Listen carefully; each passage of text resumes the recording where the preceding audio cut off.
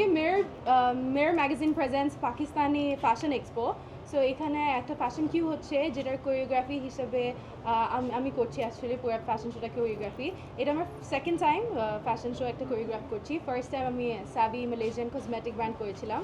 So I kind really enjoyed the job. And আমাকে যখন রাজু ভাইয়া বললো যে এত সুন্দর একটা মেলা হতে যাচ্ছে, 3 দিনের একটা ফেয়ার হতে যাচ্ছে, সো আমাদের ফ্যাশন কিউটা ফার্স্ট ডেই রাখা হয়েছে আপনাদের জন্য। আপনারা এনজয় করবেন, দেখবেন, আপনারা আসবেন। মেলাটা আলোকিত হচ্ছে, খুবই সুন্দর কালেকশন এসেছে পাকিস্তান থেকে।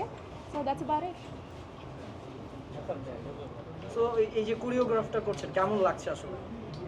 বেশ ভালো লাগছে। আমি তো নিজেও একজন মডেল, সো সবসময় র্যাম্পে হাঁটি, যে মজাটা পাই, যে অ্যাড্রেনাল রশটা হয়, সেটা সেম বা তার চেয়েও বেশি বলতে পারেন। আজকে এতগুলো মডেল আমার আন্ডারে 12 জন আছে, সো সবাই বিউটিফুল ট্যালেন্টেড মডেল, তাদেরকে নিয়ে কাজ করছি, খুবই ভালো লাগছে। সব মডেলরা তো আসলে র্যাম্পে হাঁটে, জি। তো এক্সপোর্টে হাঁটার আসলে এক্সপিরিয়েন্সটা কেমন লাগছে?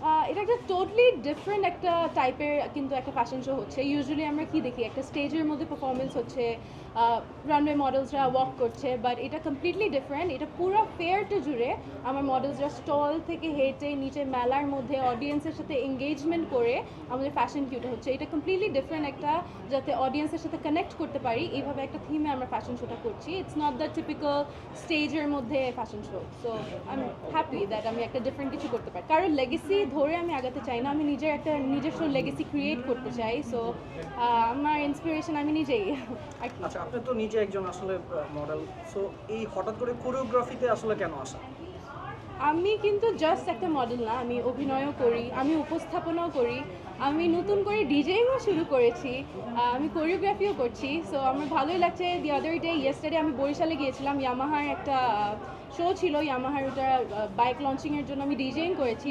সো ওখানে যখন আমাকে বললো যে আপু আপনি তো মডেল, আপনি এখানে ডিজেইং করছেন, তো আমি বললাম ভাইয়া আমি মডেলিংও করি, অভিনয়ও করি, ডিজেইংও করি, উপস্থাপনাও করি, কোরিওগ্রাফিও করি। সো তখন বললো ও আপু তাহলে কি আপনি অলরাউন্ডার? সো কথাটা শুনে খুবই ভালো লাগলো। তো আমি বলতে চাই, আমি অলওয়েজই বলেছি যে আমি এন্টারটেইনমেন্ট ইন্ডাস্ট্রির মধ্যে আমি চেষ্টা করব আমার দ্বারা যতটুকু ট্যালেন্ট আছে বা যতটুকু ক্যাপাবিলিটি আছে সেটা শো করার। সো আই থিঙ্ক আমি করতে পেরেছি। And choreography is another genre, is another type, is another category.